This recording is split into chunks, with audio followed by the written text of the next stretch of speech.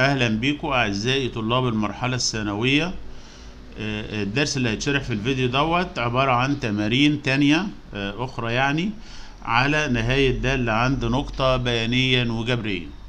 احنا طبعا كان في كذا فيديو قبل كده كان فيهم تمارين برضو على نهايه دالة عند نقطه، وعشان خاطر النظام الجديد دوت محتاج لافكار كتير، فبعمل فيديوهات تاني وبقول تمارين وافكار تاني. خلوا بالكم معايا.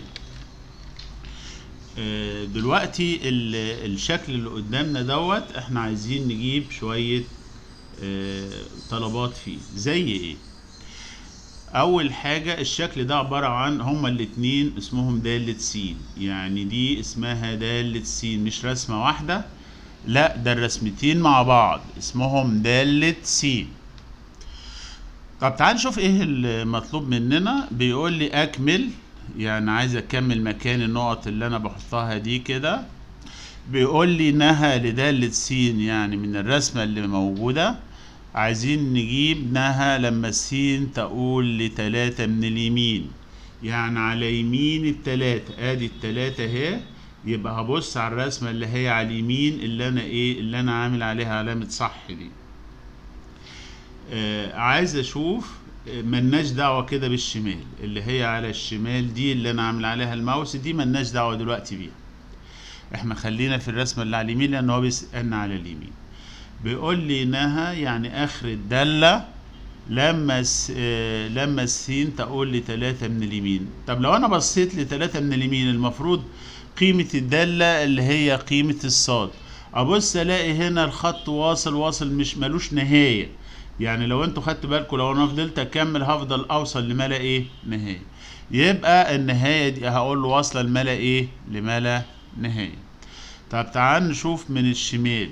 الشمال يبقى ماليش دعوة باليمين، ليا دعوة بالشمال اللي انا عملت عليها علامة صح التانية دي وشرطة تحت شرطتين تحتيها، اللي هي الشمال دي اللي هي الرسمة دي. بيقول لي انها يعني اخرها لما السين تساوي تلاتة، قصادها كام في الصاد؟ طبعا واصلة الخط واصل برضو الموجب ملا نهاية. النهايتين كده زي بعض. احنا قلنا قبل كده لما يبقوا النهايتين زي بعض اليمين والشمال يبقى الدالة نهايتها نفس النهاية اللي هي موجودة اللي هي ملا نهاية. طيب تعال نشوف. هو بيسألني بعد كده سؤال بيقول لي عايز دالة التلاتة. دالة التلاتة يعني قيمة الصاد لما السين تساوي تلاتة. مفيش، هقول له غير معرفة بقى. لما هو يسألني عن قيمة نقطة هقول له غير معرفة. امال اللي فاتت احنا دي كانت نهاية دالة، نهاية رسمة يعني اخر رسمة يعني، انما دي دالة تلاتة يعني قيمة الدالة لما السين تساوي تلاتة. طبعا ملهاش قيمة، غير معرفة. مينفعش اقول ملا نهاية. الملا نهاية دي هو كان بيسألني يقول لي اخر الدالة فين لما س تساوي تلاتة، هقول له لا مفيش، ده واصلة كده الملا نهاية. تعال نشوف السؤال تاني برضو اللي هو اللي تحت التاني دوت. بيقول لي طبعا مرسومة رسمة تاني اللي هي التانية دي اللي انا عملت عليها السهم دي، وبيسألني من الشكل. بيقول لي من الشكل هات لي كام حاجة. بيقول لي عايز نهى يعني اخر الدالة دي كلها. طبعا الرسمتين اسمهم دالة س، يعني مش واحدة منهم دالة س، لا هما الاتنين مع بعض. فهو بيقول لي هات اخر الدالة لما السين تقترب من الاتنين من اليمين. يعني هاخد الرسمة اللي هي على اليمين. الناس فاكرة الزائد دي يعني موجب، لا الزائد دي يعني يمين والناقص اللي تحت دي يعني شمال. ملهاش دعوة في الجزء الموجب، في الجزء السالب دي احنا ملناش دعوة بيها. يبقى نهى لدال س لما السين تقترب من اتنين من اليمين، يبقى عينيا على الرسمة اللي عليها الماوس دي كده. واصلة لفين قصاد الاتنين؟ من ابص الاقيها واصلة لتحت خالص عند الاتنين. هتفضل مش هتخلص، يعني هتفضل مش هتتقاطع مع الخط المنقط ده خالص. هتوصل لسالب ما لا نهاية، لتحت سالب ما لا نهاية. يبقى هنا دي واصلة لسالب ما لا نهاية.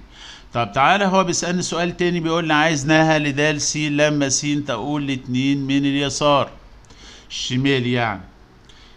الشمال اللي هي الرسمة دي عند الاتنين ابص الاقيها طالعة لفوق، هتفضل تطلع معايا برضو، مش هتتقاطع مع الخط المنقط اللي قصاد الاتنين دي خالص، يبقى هتوصل لموجب ما لا ايه نهائي.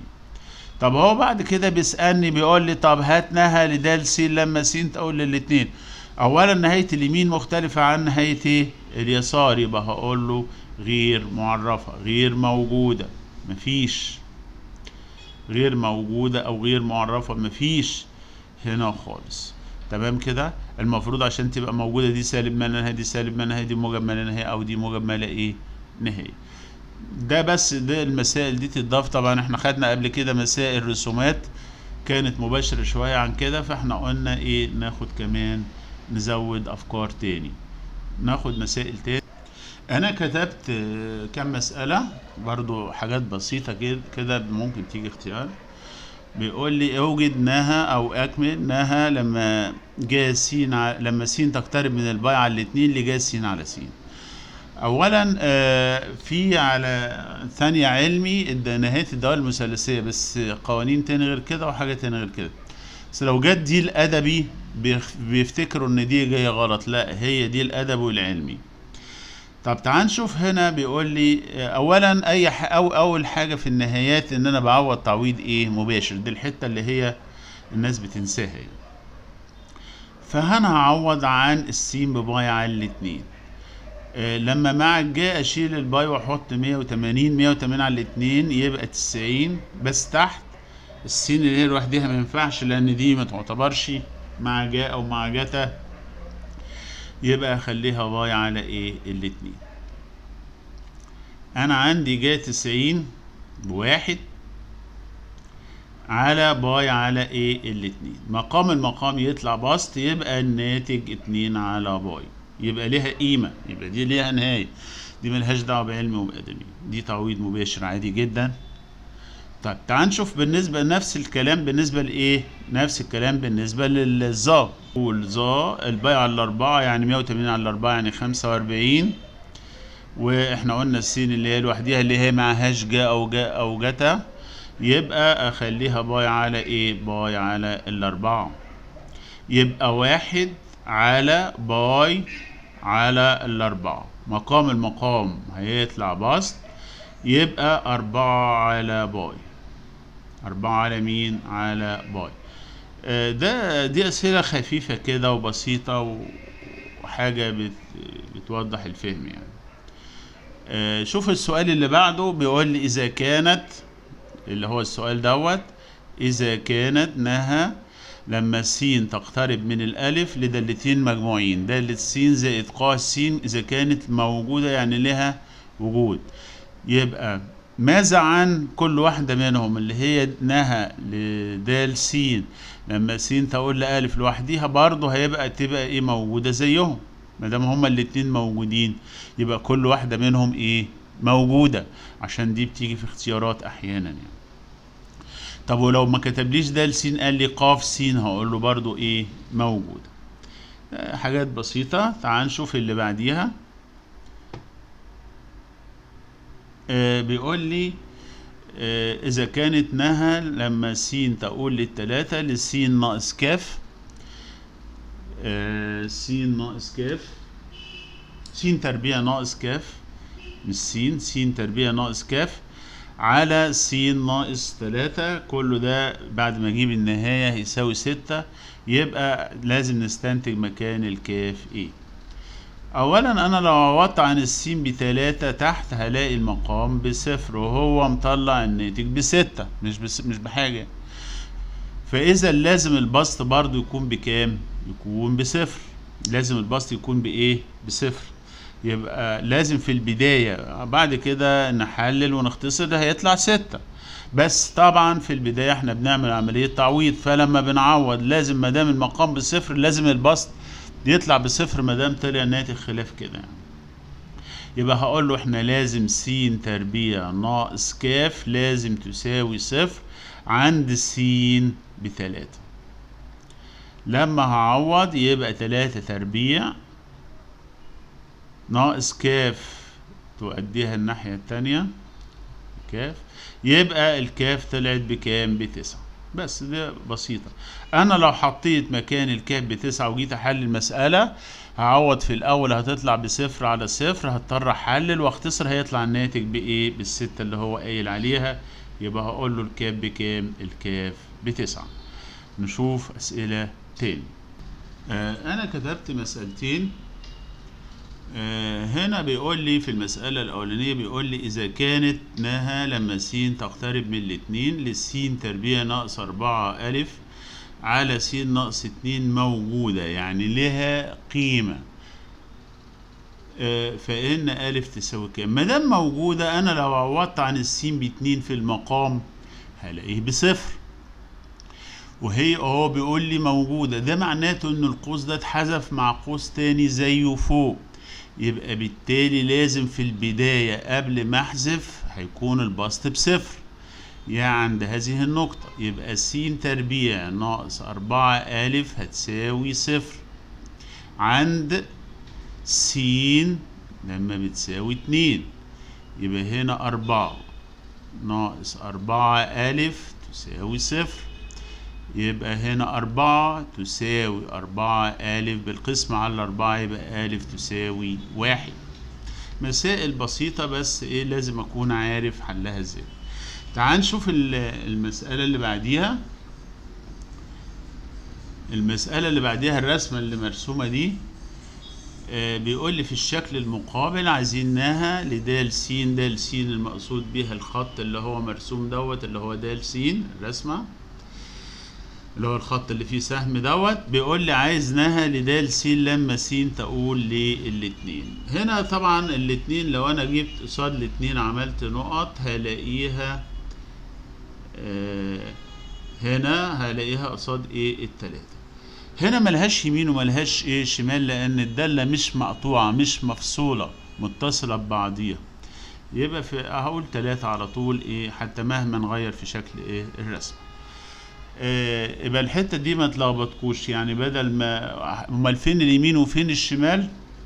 لو كانت في فاصل بين الجزئين بتوع الايه رسمه الداله زي المسائل اللي فاتت، كان في جزء لوحده وجزء تاني لوحده، فدي لها يمين ولها ايه شمال. طيب نشوف اسئله تاني. انا كتبت مسألتين دلوقتي. أول مسألة بيقول لي إنها لما س تقترب من الصفر، الكسر اللي انتوا شايفينه دوت 1 على 2 زائد س ناقص نص على س. والمسألة التانية زي ما انتوا شايفينها. تعال نشوف المسألة رقم 1. لو حطينا على الأولانية دي 1 وعلى التانية دي التانية 2 عشان نفرق بينهم، فهقول له إنها، شوفوا الحركة اللي هعملها هتبسط شوية من شكل إيه السؤال. يعني السين اللي تحت في المقام دي ما انا ممكن اعملها لوحديها كده 1 على 2 زائد س ناقص نص، كده شكلها بقى معقول شوية. طيب تعال نشوف هنعمل ايه فيها. هعمل ايه؟ هوحد المقامات في اللي هو جوه القوس، يبقى هنا 1 على س هروح موحد ايه المقامات. طريقة توحيد المقامات ان انا هضرب المقامين في بعض، يعني هضرب 2 في 2 زائد س، وهقسم المقام اللي انا وحدت بيه على اول مقام، وناتج القسم هضربه في البسط. هقسم 2 في 2 زائد س على 2 زائد س، ال2 زائد س طارت مع ال2 زائد س هيتبقى 2، هضرب 2 في البسط بتاعها هيبقى 2 في 1 ب2 ناقص الإشارة اللي هي ما بينهم. لما بقسم المقام ده على المقام التاني الاتنين هتطير مع الاتنين هيتبقى 2 زائد س، هحطها بين قوسين ليه؟ علشان الإشارة السالب دي ايه هتغير.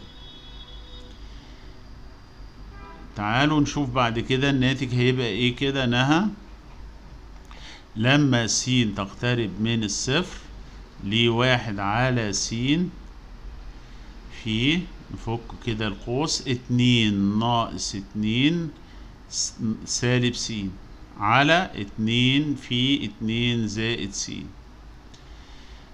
نشطب موجب 2 وسالب 2 مع بعض،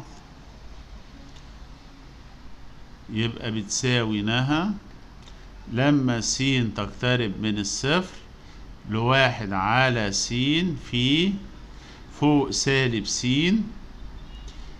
تحت على 2 في 2 زائد س. هنروح شاطبين السين فوق مع السين تحت، وبعدين هعوض في الباقي طبيعي كده. بعد ما بشطب بسط مع مقام العامل الصفر اللي انا شطبته دوت، اروح معوض عن السين بصفر. طبعا فوق ما في سين عشان اعوض فيها في سالب واحد فوق، تحت هروح معوض عن السين اللي موجودة دي بصفر، يبقى الناتج كله هيبقى سالب واحد على كام؟ على 4. المسألة الأولانية كده خلصت، بسيطة يعني، على مهل كده وأوحد مقامات وأظبط الدنيا هلاقي إيه الدنيا مشيت معايا. تعال نشوف السؤال التاني براحتنا فيها.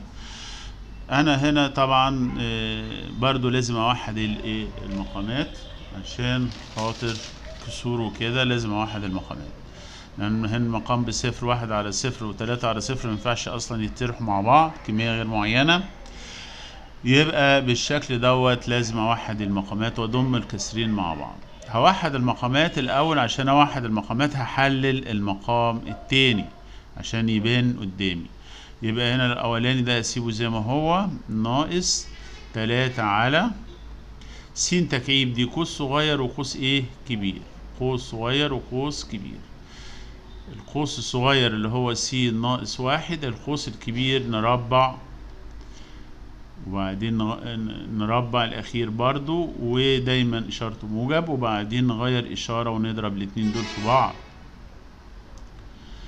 كده وضحت الصورة. دايما أنا لما أجي أوحد المقامات، يا إما أنا أوحد على حسب الضرب زي ما عملت في الكسر اللي فات، بس هنا نلاحظ حاجة، لو ضربت هلاقي س ناقص 1 هتتكرر مرتين. مفيش داعي في توحيد المقامات إن أنا أكرر حاجة مرتين.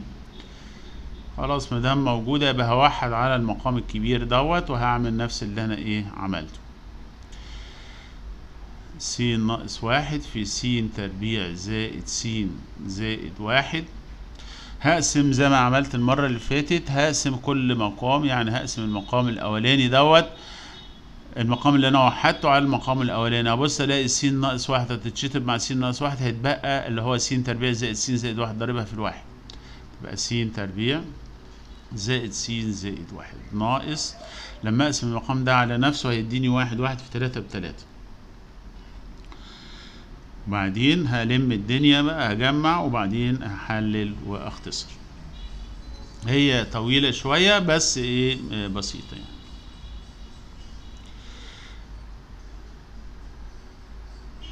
طبعا انا ممكن بدل ما امشي خطوة عشان هجمع 1 ناقص 3 هيبقى سالب 2، هعتبر ان هنا س تربيع زائد س ناقص 2، وبعدين هروح محلل البسط. الس تربيع تتحلل س في س، والاتنين 2 في 1. الاشارة سالبة بالاشارتين مختلفتين، والكبير ياخد اشارة النص. تمام كده. يبقى هنا س العامل الصفري ظهر، اللي هو القوس اللي فيه س ناقص 1 ظهر عشان نشطبهم مع بعض.